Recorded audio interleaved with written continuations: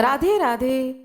आशा करती हूँ कि आप सभी लोग खुश होंगे, स्वस्थ होंगे, मस्त होंगे। आप सभी प्रिय भक्तों को शरद पूर्णिमा की हार्दिक शुभकामनाएं। आप लोगों पर माता लक्ष्मी की कृपा सदा सर्वदा बनी रहे। आज मैं आप लोगों को शरद पूर्णिमा की कथा को सुनाने जा रही हूँ। साथ में ही यह शरद पूर्णिमा कितने सुंदर तरीके से इस त्योहार को मनाया जाता है यह भी बताने जा रही हूँ। शरद पूर्णिमा साल में सिर्फ एक बार ही आता है। वैसे तो पूर्णिमा हर महीने पड़ता है। पूर्णिमा व्रत जो कोई धारण करते हैं वह हर पूर्णिमा को व्रत करते हैं, लेकिन जो कोई पूर्णिमा का व्रत नहीं करते हैं फिर भी उन्हें यह पूर्णिमा व्रत अवश्य करनी चाहिए। शरद पूर्णिमा के दिन जो कोई भी व्रत को करता है माता लक्ष्मी उस पर विशेष कृपा करती हैं।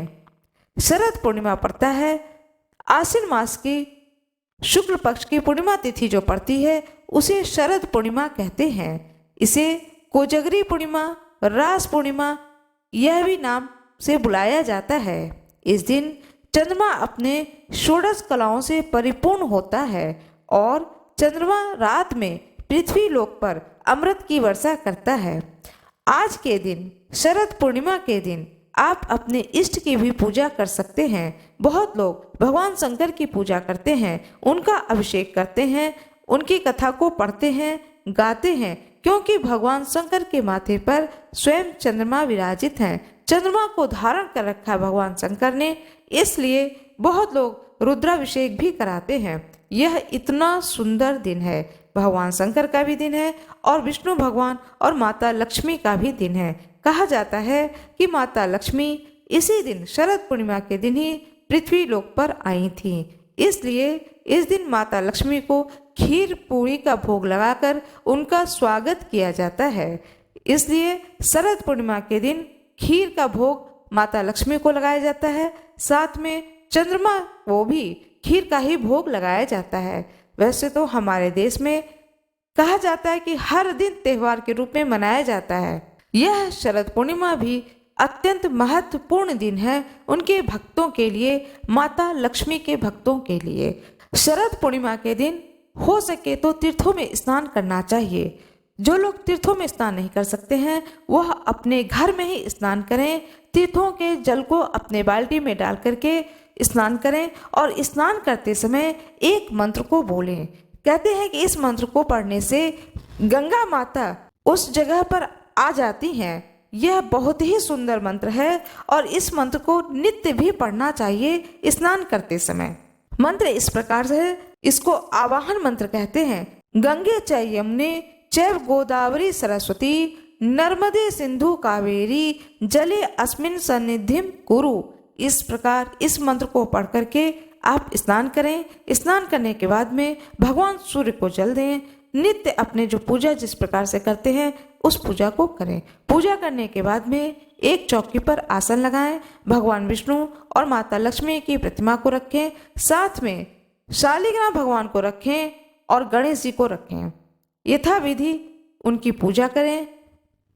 धूप, दीप, नैवेद्य, पुष्प, गंध ये सब चीजें समर्पित करें। ऋतु फल चढ़ाएं। सफेद रंग के कोई भी मिष्ठान हो उसका भोग लगाना चाहिए, जो कि बहुत ही शुभ होता है। शाम के समय में खीर पूरी बनाना चाहिए और जिस जगह आपने भगवान का आसन लगाया है उसी स्थान पर एक कलश को रखें। एक लोटे में जल रखें भर करके और साथ में खीर पूरी जो बनाया है उस भोग के सामान को रखें।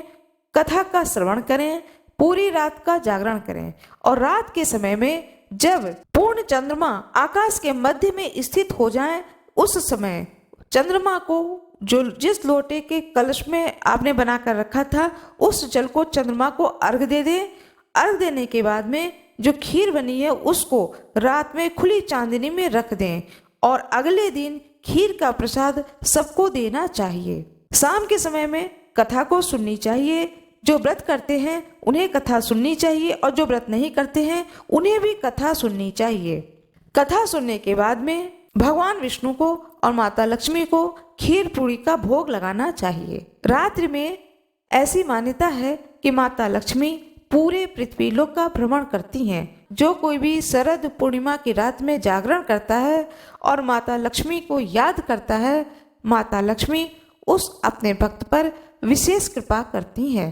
माता लक्ष्मी जिस पर भी कृपा करती हैं उसके घर में धन, धान्य, वैभव, संतान, किसी भी चीज की कमी नहीं रहती है। इसलिए माता लक्ष्मी की कृपा आप सभी भक्तों पर अवश्य हो, कथा सुनने वाले पर हो और कथा सुनाने वाले पर भी हो।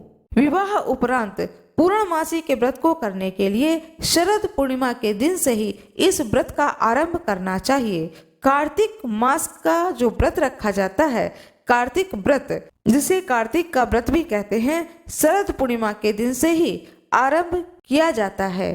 कार्तिक महीने का आरंभ हो जाता है इसी पूर्णिमा तिथि से पूरे एक महीने के लिए, जो कि तुलसी माता के पूजन के लिए अत्यंत ही सर्वोत्तम महीना माना गया है। आइए अब बड़े ही प्रेम पूर्वक, भक्ति पूर्वक कथा का श्रवण करते हैं। शरद पूर्णिमा व्रत कथा। एक साहूकार थे जिनकी 2 पुत्रियां थीं। दोनों पुत्रियां बड़े ही प्रेम पूर्वक पूर्णिमा का व्रत रखती थीं, किंतु जो बड़ी पुत्री थी वह बड़े ही श्रद्धा विश्वास के साथ व्रत करती थी और पूर्ण व्रत करती थी, लेकिन जो छोटी पुत्री थी वह अधूरा व्रत करती थी। परिणाम स्वरूप यह हुआ कि छोटी पुत्री की जो संतान पैदा होती थी वह संतान पैदा होते ही मर जाती थी। उसने पंडितों से इसका कारण पूछा तो उन्होंने बताया कि तुम पूर्णिमा का जो व्रत करती हो वह अधूरा व्रत रखती हो, जिसके कारण तुम्हारी संतान तो पैदा होती है लेकिन पैदा होते ही वह संतान मर जाती है। पूर्णिमा का व्रत पूर्ण विधि पर पूर्णिमा का व्रत रखो और विधि पूर्वक करो, जिससे कि तुम्हारी संतान जीवित रह सके। उसने पंडितों की सलाह पर पूर्णिमा का व्रत पूर्ण किया और विधि पूर्वक किया। उसके लड़का हुआ, परंतु वह शीघ्र ही मर गया। उसने लड़के को पीढ़े पर लिटाकर ऊपर से कपड़ा ढक दिया। फिर बड़ी बहन के घर गई और बड़ी बहन को बुलाकर अपने घर लाई और बैठने के लिए वही पीढ़ा दे दिया। बड़ी बहन जब पीढ़े पर बैठने लगी तो उसका घाघरा बच्चे को छू गया। बच्चा घाघरा छूते ही रोने लगा। बड़ी बहन ने कहा छोटी बहन से कि तू मुझे कलंक लगाना चाहती थी, मेरे बैठने से तो यह बच्चा मर जाता। तब छोटी बहन बोली, यह तो पहले से ही मरा हुआ था, तेरे ही भाग्य से यह जीवित हो गया। तभी से इस व्रत का महत्व अत्यधिक बढ़ गया। उसके बाद नगर में पूर्णिमा का व्रत करने का ढिढोरा पिटवा दिया। हे पूर्णमासी माता, जैसे आपने उस छोटी बेटी के पुत्र को जीवित कर दिया, वैसे ही अपने सभी भक्तों पर कृपा करें, उनकी सारी मनोकामनाओं को पूर्ण करें। भगवान विष्णु की जय हो, माता लक्ष्मी की जय हो। जो कोई भी पूर्णमासी व्रत का उद्यापन करना चाहता है उसे चाहिए कि वह 13 पूर्णमासी का व्रत करे और 13वें पूर्णमासी व्रत पर उद्यापन करे। उद्यापन का विधान यह होता है कि पूर्णिमा का व्रत रखें। व्रत रखने के बाद में शाम के समय में चांदी की कटोरी में मेवा भर करके साथ में चावल, फल, मिठाई, वस्त्र, ये दक्षिणा, ये सारी चीजें किसी ब्राह्मण को दान कर दें। इस प्रकार से और भगवान से बोल दें कि हे प्रभु, यथाशक्ति जितना मुझसे हो सका मैंने इस व्रत को धारण किया, अब मैं इस व्रत का उद्यापन कर रही हूँ। ऐसा कह करके आपने जो भोजन बनाया है खीर पूरी का, उस भोजन को ग्रहण करें और अगली बार से जो पूर्णमासी व्रत पड़ेगा तो व्रत को ना करें। इस प्रकार से पूर्णमासी के व्रत का उद्यापन किया जाता है। कार्तिक का महीना आ रहा है। यह पूरे कार्तिक के महीने में जो कोई भी तुलसी माता की पूजा करता है, कार्तिक स्नान करता है, भगवान विष्णु की कृपा सदा सर्वदा उस व्यक्ति पर बनी रहती है। जिस प्रकार से भगवान शंकर को प्रिय है बेलपत्र, उसी तरह से शालिग्राम भगवान को प्रिय है तुलसी की पत्ती।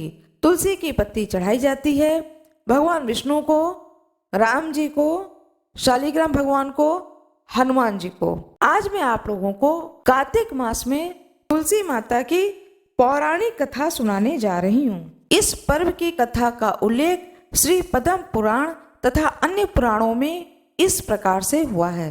प्राचीन काल में जालंधर नामक एक दैत्य ने अपने उत्पातों के कारण सभी को भयभीत कर रखा था।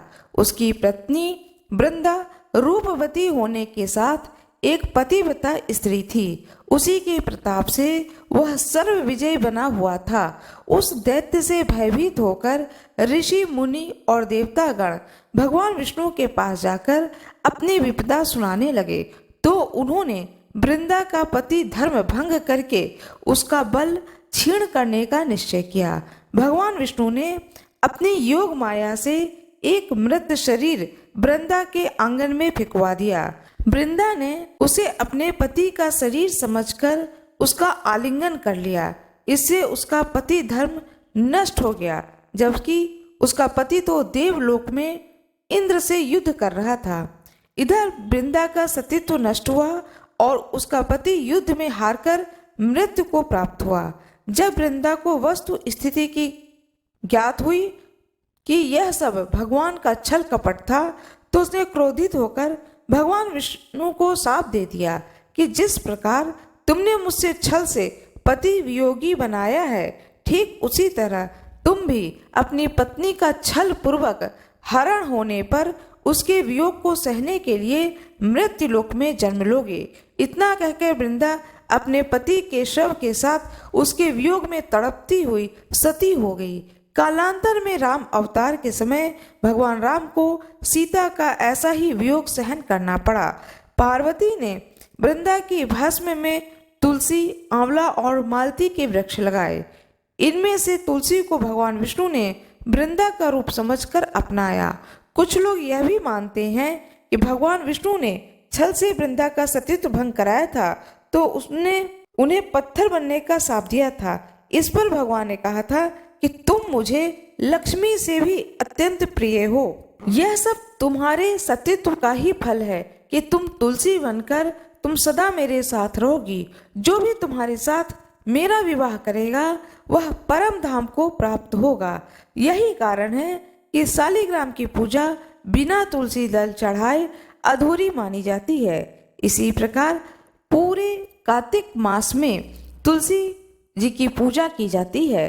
प्रातःकाल और सायंकाल दोनों समय में तुलसी माता की पूजा की जाती है।